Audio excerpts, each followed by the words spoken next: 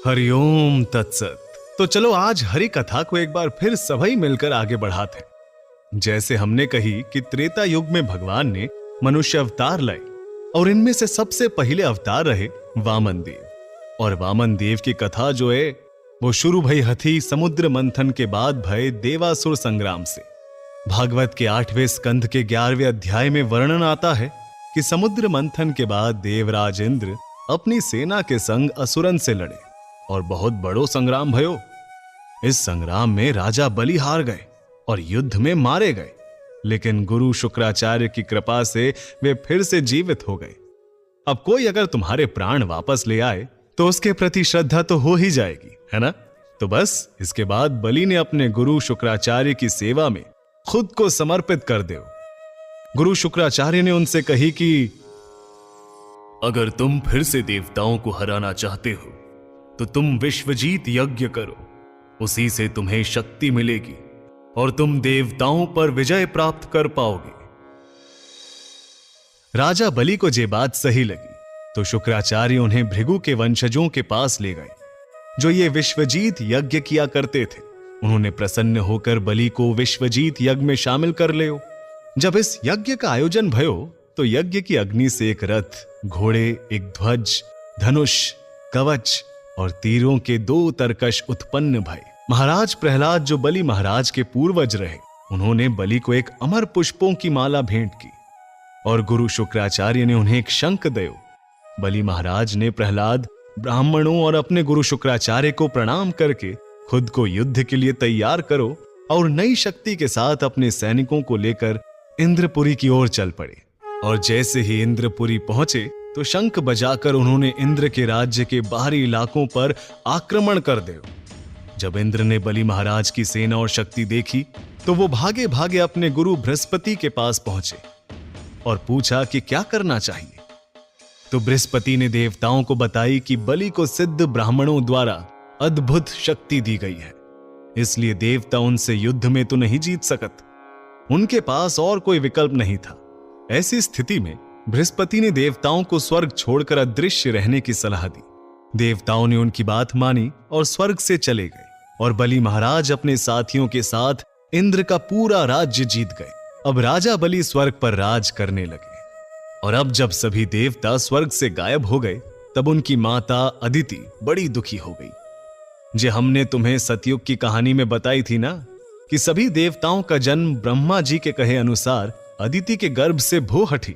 अब कई वर्षों बाद जब एक दिन महान ऋषि कश्यप लंबे और गहरे ध्यान से बाहर आए और अपने आश्रम में लौटे, उन्होंने देखा कि आश्रम अब सुंदर नहीं था और उनकी पत्नी बहुत उदास थी। हर जगह आश्रम में दुख के लक्षण दिखाई दे रहे थे। इसलिए महान ऋषि ने अपनी पत्नी से पूछी कि आपके दुख का क्या कारण है, और यह भी पूछा कि वो इतनी उदास क्यों दिख रही हैं। तब अदिति ने उन्हें पूरी बात बताई और उनसे पूछा कि उनके बच्चों यानी कि देवताओं को स्वर्ग में वापस लाने का कोई उपाय बताएं। तब पहले तो कश्यप मुनि ने उन्हें समझाने की कोशिश करी कि देखो, शरीर और आत्मा आग अलग होते हैं। तुम्हारे बालक चाहे दिखाई न दे रहे हों पर उनकी आत्मा सदा रहेगी। लेकिन ये सभी बातें एक मां के दुख को संभालने के लिए ठीक नहीं थी। और ये सब सुनकर अदिति और भी परेशान हो गई।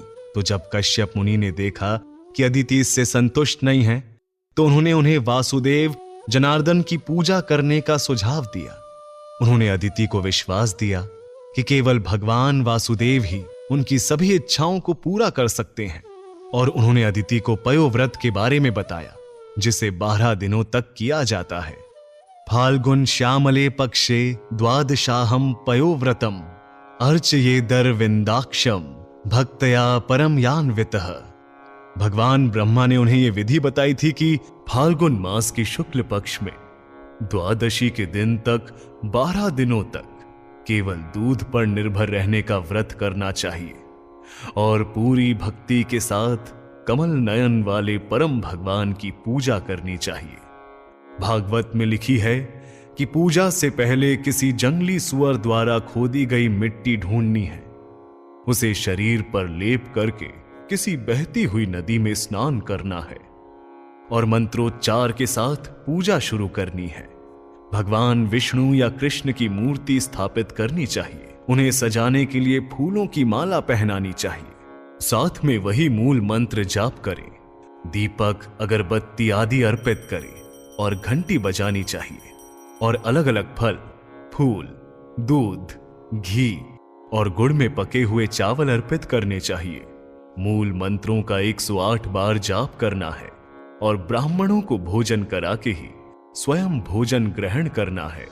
अदिति ने मात्र प्रेमवश लगातार 12 दिनों तक पयोव्रत का पालन करो, जिससे भगवान उनसे अत्यंत प्रसन्न भये। अब जब 4 भुजाओं वाले पीतांबर धारण किए हुए भगवान अदिति के सामने प्रकट भये, तो वो तुरंत उठ खड़ी हुई और प्रेम से भरकर भगवान को प्रणाम करने के लिए धरती पर गिर गई।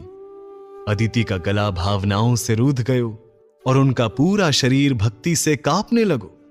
अदिति की भक्ति से भगवान विष्णु बहुत प्रसन्न हुए और उन्होंने ये वचन दयो कि वो उनके पुत्र के रूप में अवतार लेंगे। वो पहले ही कश्यप मुनि की तपस्याओं से प्रसन्न थे, इसलिए उन्होंने उनके पुत्र के रूप में अवतरित होकर देवताओं की रक्षा करने का वचन दे दयो। भगवान ने अपना वचन दिया और फिर अंतर्ध्यान हो गए। अब जो गर्भ अदिति के धारण करो, वो हथे विष्णु के पहले मनुष्य अवतार वामन देव। भगवान वामन देव अदिति मैया के गर्भ से पूरी तरह सजे हुए शंख, चक्र, गदा और कमल के संग प्रकट भये। उनका शरीर ऐसो सुंदर सावरे रंग का हथो और उन्होंने पीतांबर धारण किया था। भगवान विष्णु का जन्म श्रवण द्वादशी के शुभ समय पर भयो, अभिजीत नक्षत्र में।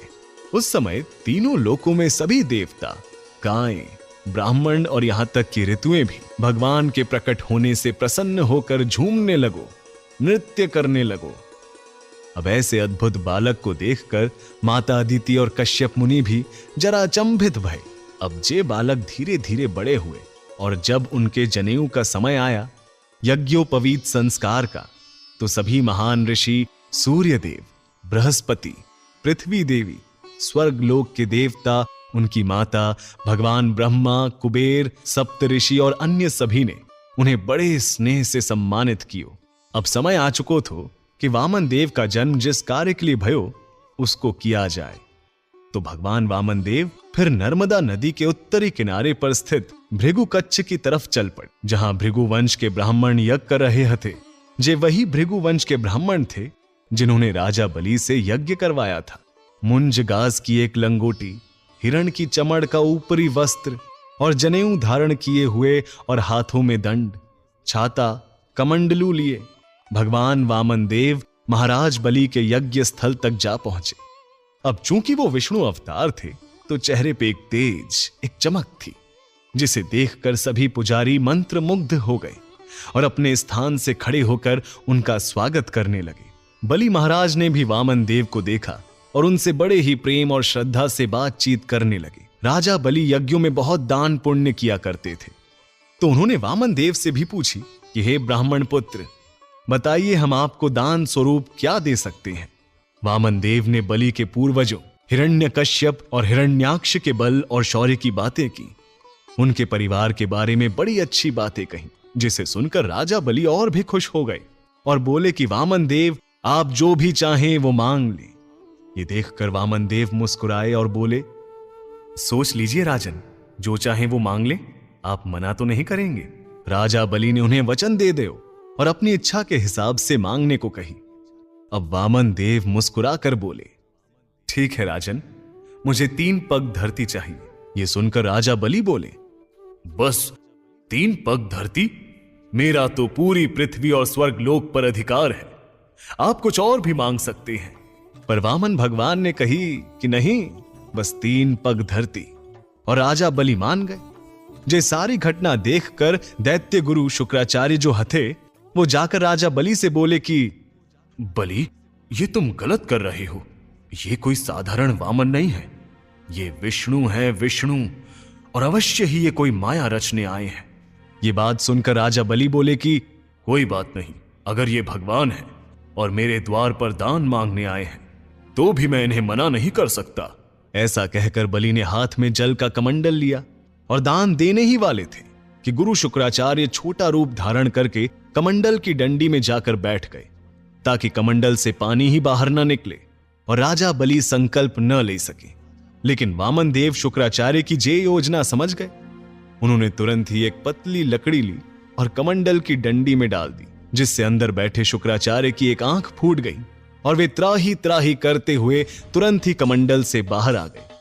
बस इसके बाद राजा बलि ने वामन देव को 3 पग भूमि दान करने का संकल्प ले लिया। और जैसे ही राजा बलि ने संकल्प लिया तो वामन देव मुस्कुराए और उनका आकार बढ़ने लगो। देखते ही देखते वो बहुत ही विशाल हो गए। आसपास खड़े सभी ऋषि, मुनि, पुजारी और आम लोग भी चकित हो गए। वामन भगवान ने पहले पग में पूरी की पूरी धरती नाप ली और दूसरे पग में स्वर्ग लोक। जे देखकर बलि को समझ आ गई कि जे तो साक्षात भगवान विष्णु है। इसके बाद वामन देव ने राजा से कही कि अब मैं तीसरा पग कहां रखूं। भगवान विष्णु का सुंदर रूप देखकर राजा बलि का अहंकार टूट गयो और वे भी तो अपने वचन के पक्के हथे, तो बड़ी श्रद्धा से बोले कि भगवान, तीसरा पग आप मेरे सिर पर रख सकते हैं। तो बस भगवान विष्णु ने ऐसा ही किया और महान राजा बलि, जिन्होंने अपने वचन को झूठा नहीं होने दिया, उनको भगवान विष्णु ने पाताल लोक का राजा बना दिया और देवतागण फिर से स्वर्ग लोक में आकर रहने लगे। तो जे हथी कथा भगवान विष्णु के पहले मनुष्य अवतार की, कितनी आनंद की कथा है ना। बस अब ऐसे ही और बहुत सी कथाएं हम तुम्हें आगे भी सुनाएंगे और अगले एपिसोड से शुरू करेंगे रामायण, यानी हम सबके प्रिय प्रभु राम की कथाएं। तो आना जरूर है। हरि भक्ति का आनंद सबही के साथ ही है। तब तक के लिए हरिओम तत्सत।